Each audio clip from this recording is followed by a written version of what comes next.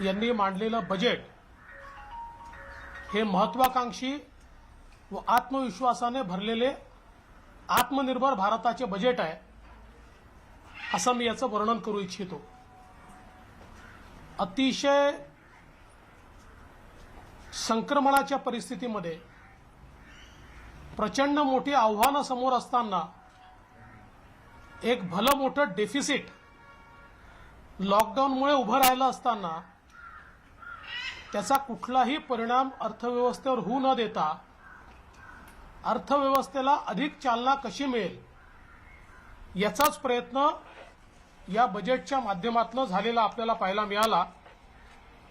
आणि विशेषतः 6 क्षेत्रांवर या बजेटने फोकस केलाय। आरोग्य, आर्थिक सुधारणा आणि पायाभूत सुविधा, सर्वसमावेशक विकास, मानव संसाधन, त्याचप्रमाणे नाविन्यता, संशोधन आणि विकास आणि मिनिमम गव्हर्नमेंट मॅक्झिमम गव्हर्नन्स या 6 सूत्रांवर मुळात हा अर्थसंकल्प या ठिकाणी खऱ्या अर्थानं तयार करण्यात आलाय।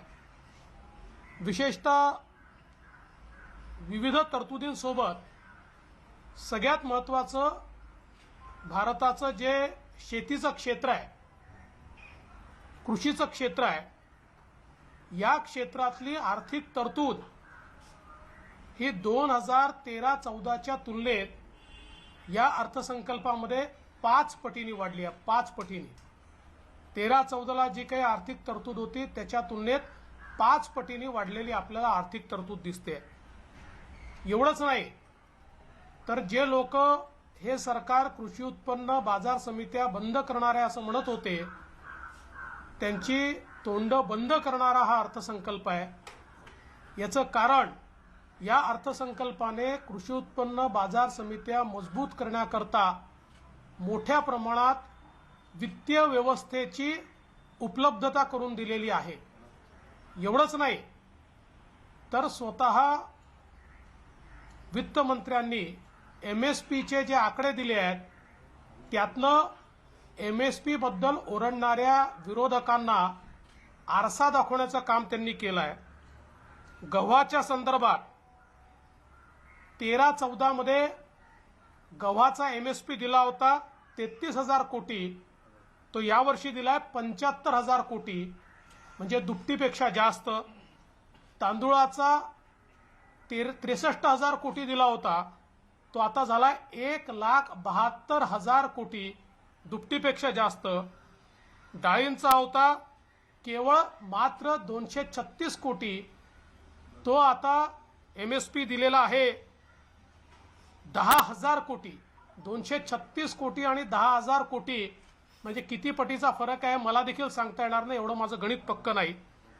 कापूस दिला होता 90 कोटी, दिल्यात 25,000 कोटी, म्हणजे हमी भावाच्या संदर्भात शेतकऱ्याच्या मनामध्ये जो संभ्रम तयार करण्याचं काम सुरू होतं या आकडेवारीतनं स्पष्ट होत आहे की गेल्या सरकारच्या तुलनेत शेतकऱ्यांना दुपटीपेक्षा जास्त हमी भाव या सरकारच्या माध्यमातून प्रत्यक्ष देण्यात आलाय।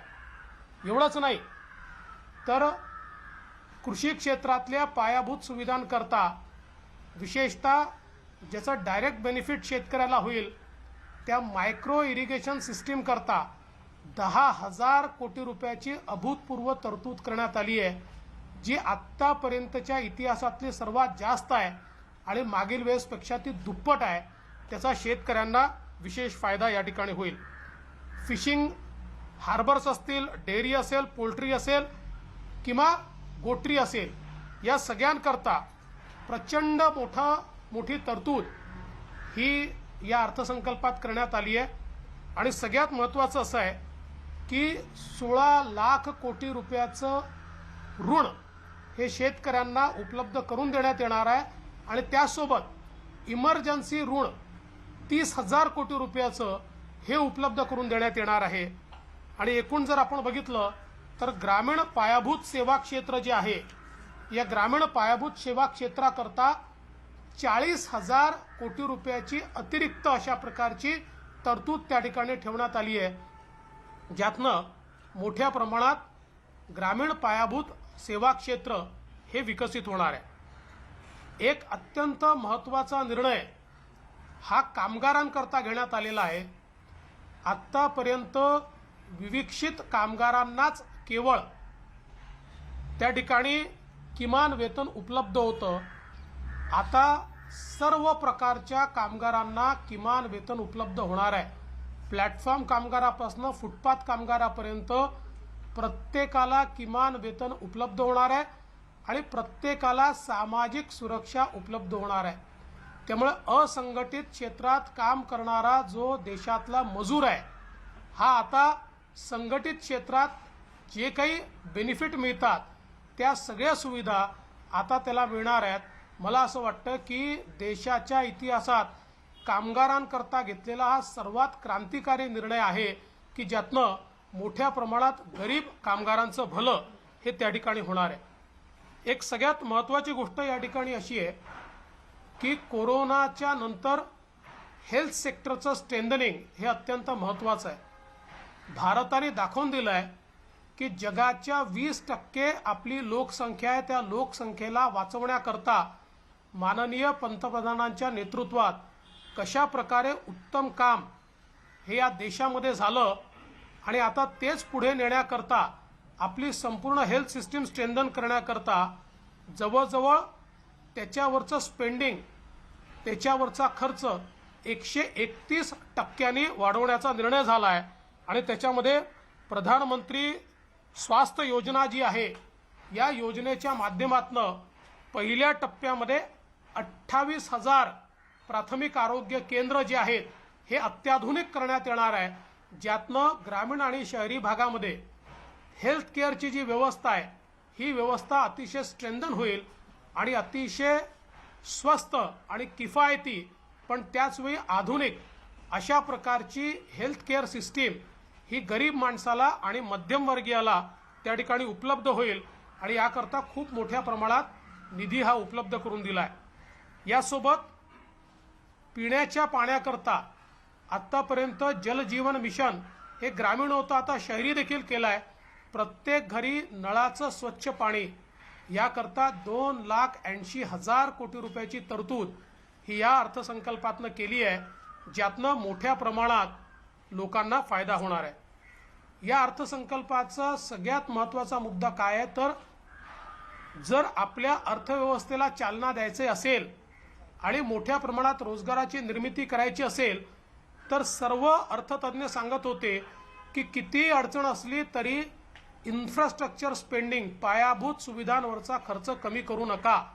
आणि सगळ्यांना भीती होती की जे लॉकडाऊनचं डेफिसिट उभं राहिलं आहे त्याचा सरळ परिणाम हा पायाभूत सुविधांवरच्या खर्चावर होईल, पण सरकारने अतिशय बोल्ड स्टेप उचलली आणि पायाभूत सुविधांवर अभूतपूर्व स्पेंडिंग करण्याचा निर्णय घेतला आहे। जवळजवळ 5.5 लाख कोटी रुपये हे काय जास्त आहेत तर आपण 13-14चं बजेट बघितलं तर साधारण 1 लाख कोटी रुपये आपण खर्च करत होतो। 5.5 लाख कोटी रुपये हे इन्फ्रास्ट्रक्चर स्पेंडिंगवर खर्च करायचे ठरवले आहेत, ज्यामध्ये रोड्स असतील, ज्याच्यामध्ये रेल्वे असेल, ज्याच्यामध्ये मेट्रो असेल, ज्याच्यामध्ये अफोर्डेबल हाऊसिंग असेल, अशा विविध गोष्टी तयार होत आहेत। आणि एवढंच नाही तर याच्याकरता एक स्पेशल पर्पज व्हेकल तयार होत आहे, ज्या स्पेशल पर्पज व्हेकलला फर्दर 5 लाख कोटी लेंडिंगचे अधिकार असणार आहे। ज्यावेळेस ते 5 लाख कोटी लेंडिंग करतील त्यातनं 10 ते 12 लाख कोटी रुपयाचे प्रोजेक्ट्स हातामध्ये घेता येतील, अशा प्रकारची एक प्रोजेक्टची पाईपलाईन तयार करण्यात आली आहे। म्हणजे खूप मोठ्या प्रमाणात पायाभूत सुविधांमध्ये हे इन्व्हेस्टमेंट झाल्यामुळे संपूर्ण अर्थव्यवस्थेला तर चालना मिळेलच, पण प्रचंड मोठी रोजगार निर्मिती या माध्यमातून या ठिकाणी होणार आहे।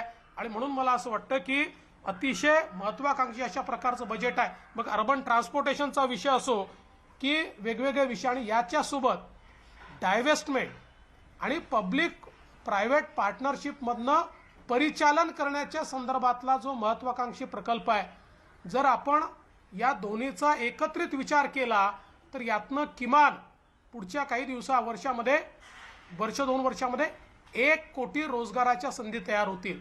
त्यामुळे हा जो काही या ठिकाणी हे जे काही हातात मेजर्स घेतलेले आहेत याचा सगळ्यात मोठा फायदा काय आहे तर पॅन्डेमिकमुळे जे काही रोजगाराच्या संदर्भातल्या अडचणी तयार झाल्या होत्या त्या अडचणी दूर होऊन नवीन जवळजवळ 1 कोटी रोजगाराच्या संधी या माध्यमातून तयार होतील.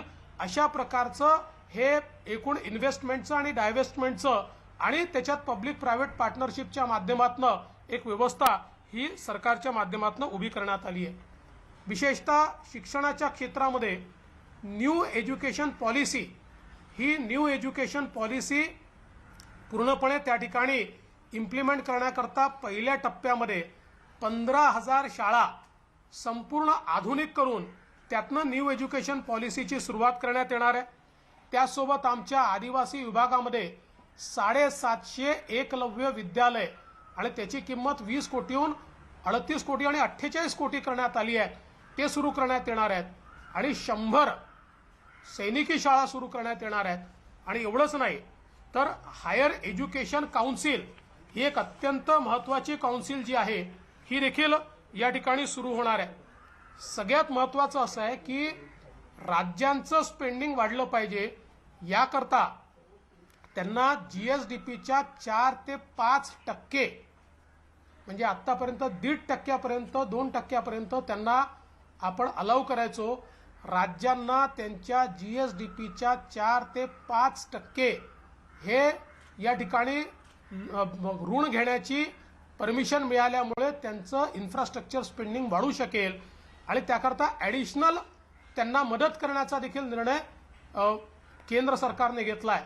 याचा सगळ्यात मोठा फायदा महाराष्ट्राला होईल कारण महाराष्ट्राचा GSDP हा सर्वात मोठा आहे आणि त्यामुळे त्याच्या 4 ते 5% परवानगी मिळाल्यामुळे आणि ॲडिशनल ॲक्सेस टू फंड्स मिळाल्यामुळे मोठ्या प्रमाणात इन्फ्रास्ट्रक्चर क्षेत्रामध्ये महाराष्ट्राला गुंतवणूक जी आहे ती गुंतवणूक या ठिकाणी करता येईल. यासोबत सगळ्यात महत्त्वाचं असं आहे की टॅक्स टेररिझम हे पूर्णपणे संपवण्याचं काम या बजेटने केलं आहे. टॅक्स कंप्लायन्स वाढवला आहे म्हणजे टॅक्सचा बेस 2 कोटीवरून आता 6 कोटीवर गेला आहे. पण त्याचवेळी टॅक्स एजन्सीजचं जे टॅक्स टेररिझम आहे ते मात्र पूर्णपणे संपवण्याच्या दृष्टीनं फेसलेस अशा प्रकारची सिस्टीम अस्तित्वात आली आहे. ती अजून स्ट्रेंथन करण्याचं आणि किती मागे जाता येईल या संदर्भात देखील काही महत्त्वाच्या तरतुदी केल्या आहेत. 75 वर्षाच्या वयाच्या वरच्यांकरता आणि पेन्शनर्स करता त्या ठिकाणी टॅक्स कंप्लायन्स नील करण्यात आला आहे. ही देखील अत्यंत महत्त्वाची गोष्ट आहे. यासोबत यावर्षी फिस्कल डेफिसिट जे आहे हे 9.5% जाणार आहे जे अभूतपूर्व आहे. याचं कारण लॉकडाऊनमुळे मोठ्या प्रमाणात स्पेंडिंग झालं आहे. स्पेंडिंग कुठेही कट आपण केलं नाही पण त्यासोबत जी काही आवक होती ती कमी आहे पण ते पुढच्या वर्षी 6.8% आणि 3 वर्षामध्ये 5% आत आणण्याचा निर्णय करण्यात आला आहे. एक अजून महत्त्वाचा मुद्दा आहे की 35,000 कोटी रुपये व्हॅक्सिनेशन करता ठेवण्यात आले आहे जी देखील मला असं वाटतं एक अतिशय अभूतपूर्व अशा प्रकारची बाब आहे. एक गोष्ट अजून मला प्रामुख्याने सांगावीशी वाटते की मागच्या काळामध्ये नाशिक शहराकरता निओ मेट्रोचा प्रकल्प आम्ही केंद्र सरकारकडे बनवून पाठवला होता. एक नवीन संकल्पना होती जी संकल्पना केंद्र सरकारने केवळ स्वीकारली नाही ती नाशिककरता मंजूर देखील केली. जवळजवळ 2,900 कोटी 3,000 कोटी त्याच्याकरता केंद्र सरकारने मंजूर देखील केले. पण ही महाराष्ट्रातनं पाठवलेली संकल्पना ही आता देशात राबवण्यात येणार आहे. ज्या शहरांमध्ये लोकसंख्येमुळे फुल फ्लेज मेट्रो जी आहे ही मेट्रो फिजिबल होत नाही त्या ठिकाणी ही निओ मेट्रो जी आहे ती त्या ठिकाणी लागू करण्यात येणार आहे. त्यातनं मेट्रोचं जाळं अनेक शहरांमध्ये जाणार आहे आणि याची सुरुवात नाशिकपासून होते आहे. ही अत्यंत आनंदाची गोष्ट आहे. त्याचसोबत आमच्याच सरकारने त्या काळात नागपूरचा मेट्रो फेज 2 पाठवला होता त्यालाही मान्यता देण्यात आली आहे. मी याकरता केंद्र सरकारचे अतिशय मनापासून आभार मानतो. सर, या बजेटवर अशोक चव्हाण असतील किंवा संजय राऊत यांनी टीका अशी केली की भांडवलदारांना मदत करणारा अर्थसंकल्प आहे आणि नाशिक आणि नागपूरमध्ये मेट्रो प्रकल्पांना जो निधी देण्यात आलेला आहे तिथं तुमची सत्ता आहे म्हणून हा निधी दिला आहे अशा पद्धतीची टीका आहे. पहिली गोष्ट त्यांनी जी प्रतिक्रिया दिली ती बजेट सादर व्हायच्या आधीच त्यांनी लिहून ठेवली होती, तीच त्यांनी वाचून दाखवली किंवा म्हणून दाखवली आहे. त्यामुळे त्यांच्या प्रतिक्रियेत काहीच नवल मला वाटत नाही. नागपूर आणि नाशिकच्या संदर्भातले प्रस्ताव हे आमचं सरकार असतानाच गेले होते. त्यानंतर कुठलेही प्रस्ताव गेलेले नाहीत. नव्हे तर या सरकारने नाशिकच्या प्रस्तावाला 1 वर्ष उशीर लावला.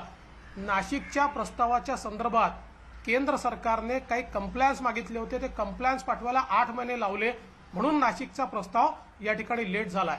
आणि दुसरं, या सरकारने पहिले उत्तर हे दिलं पाहिजे, तुमच्या मुंबई मेट्रो 3 करता 50% पैसे केंद्र सरकारने दिले आहे, तुम्हाला 85% लोन जायकाचं दिलेलं आहे, आणि त्या मेट्रोला तुमच्या निर्णयामुळे आरेचं कारशेड हे त्या ठिकाणी रद्द केल्यामुळे 2021 साली जी मेट्रो होणार होती आता 2024 पर्यंत देखील होणार नाही. अशा प्रकारचा खोडा हा मुंबईच्या प्रकल्पांमध्ये तुम्ही टाकल्यानंतर कुठली फायनान्सिंग एजन्सी तुम्हाला पैसे देईल हा सवाल या ठिकाणी उभा होतो. सर, गुजरातमधल्या गिफ्ट सिटींना सवलतींची खैरात वाटली बजेटमध्ये असा आरोप शिवसेनेने केला आणि मुंबईसाठी मात्र फार काही बजेटमध्ये नाही असं त्यांचं म्हणणं आहे. पहिली गोष्ट अशी आहे की काही राज्यांमधल्या काही प्रोजेक्टचा उल्लेख करण्यात आलेला आहे, सगळ्या प्रोजेक्टचा उल्लेख करण्यात आलेला नाही. मात्र आपण फाईन प्रिंटमध्ये गेल्यानंतर लक्षात येईल इतक्या मोठ्या प्रमाणात तरतुदी सगळ्याच राज्यांना त्या ठिकाणी मिळालेल्या आहेत. आणि खरं तर गिफ्ट सिटी ही गुजरातमध्ये झाली, याचं पाप जर कोणाचं असेल तर ते काँग्रेस राष्ट्रवादी सरकारचं पाप आहे. कारण त्यांच्याच सरकारने गिफ्ट सिटी मुंबईचा प्रस्ताव हा 2006 सालापासून असताना 2012 साली गुजरातची गिफ्ट सिटी ही तेव्हाचे माननीय मनमोहन सिंगजी जे पंतप्रधान होते त्यांच्या सरकारने मंजूर केली आहे. विरोधकांकडून आरोप एक होतोय की 5 राज्यांच्या निवडणुका डोळ्यासमोर ठेवून भरभरून त्या 5 राज्यांना देण्यात आले, वेस्ट बेंगॉल असेल, केरळ असेल आणि इतर काही. आणि त्याचबरोबर दुसरा याला लागून एक प्रश्न आहे की महाविकास आघाडीचं सरकार राज्यात आहे म्हणून केवळ 3च म्हणजे महत्वाचे प्रकल्प आहेत त्यांना निधी मिळालाय असा आरोप देखील महाविकास आघाडीकडून होतोय. दोन्ही प्रश्नांना कसं उत्तर द्याल? मी पुन्हा एकदा सांगतो की काही राज्यांचा उल्लेख झालाय. आता उत्तर प्रदेशचं नावच घेतलं नाही, आमचं सरकार आहे. मध्य प्रदेशचं नावच घेतलं नाही, आमचं सरकार आहे. म्हणून काय त्या ठिकाणी काहीच दिलं नाही आहे का? तर काही विविक्षित प्रकल्पांचा उल्लेख त्या ठिकाणी करण्यात आलाय. आता महाराष्ट्राचं तर कमीत कमी 3 प्रोजेक्टमध्ये नाव तरी आलं. म्हणजे मला तर असं वाटतं की तुम्ही म्हटल्यात त्या 4 स्टेट नंतर फक्त महाराष्ट्राचं नाव त्या ठिकाणी आलंय. बजेट न वाचता त्याच्यावर दिलेली ही प्रतिक्रिया आहे. सर, पेट्रोल आणि डिझेलवर अधिभार लावलाय, पेट्रोलवर 2.5 रुपये आणि डिझेलवर, त्यामुळे सर्वसामान्यांचं कंबरडं होणार अशी एक प्रतिक्रिया येते. मला असं वाटतं की या संदर्भात मी काही वृत्तवाहिन्यांवर देखील बघितलं, न पाहता दिलेली रिॲक्शन आहे. कारण हा अधिभार स्वतःकडची ड्युटी कमी करून ॲडजस्ट करण्यात आलाय. एक नव्या पैशाचाही अधिभार हा ग्राहकावर पास ऑन होत नाही आहे. सरकारला ड्युटीतनं जे पैसे मिळत होते त्या ड्युट्या कमी करून ते पैसे या अधिभाराच्या माध्यमातून शेतकऱ्यांकरता देण्यात आले आहे. त्यामुळे सामान्य ग्राहकावर 1 रुपयाचा नाही, एका नव्या पैशाचाही अधिभार त्याच्यातनं पडत नाहीये. हिंदी में जानना चाहेंगे, खासकर प्रोजेक्ट जो आज का बजट है वो इंफ्रा पे काफी ध्यान दिया गया है और दूसरी सारी चीजें कैसे देखते हैं? मैं ऐसा कहूंगा कि महत्वाकांक्षा और आत्मविश्वास से भरा हुआ आत्मनिर्भर भारत का ये बजट है. मैं आदरणीय प्रधानमंत्री मोदी जी और फाइनेंस मिनिस्टर निर्मला सीतारमन जी का बहुत बहुत अभिनंदन करना चाहता हूँ, आभार व्यक्त करना चाहता हूँ कि पैंडेमिक के चैलेंजिंग समय पर, चुनौतीपूर्ण समय पर जिस प्रकार का बजट उन्होंने दिया है, अपने आप में पूरी दुनिया में चैलेंज को कैसे अवसर में बदला जाता है इस बजट ने हमको दिखाया है. अगर हम देखें तो लोग ये मानते थे कि बजट श्रिंक होगा, बजट में स्पेंडिंग कम होगा, इंफ्रास्ट्रक्चर का स्पेंडिंग कम होगा, लेकिन एक अभूतपूर्व इस प्रकार का स्पेंडिंग इंफ्रास्ट्रक्चर का किया जा रहा है. 5 लाख करोड़ से ज़्यादा पैसा इंफ्रास्ट्रक्चर पर लगाया जा रहा है.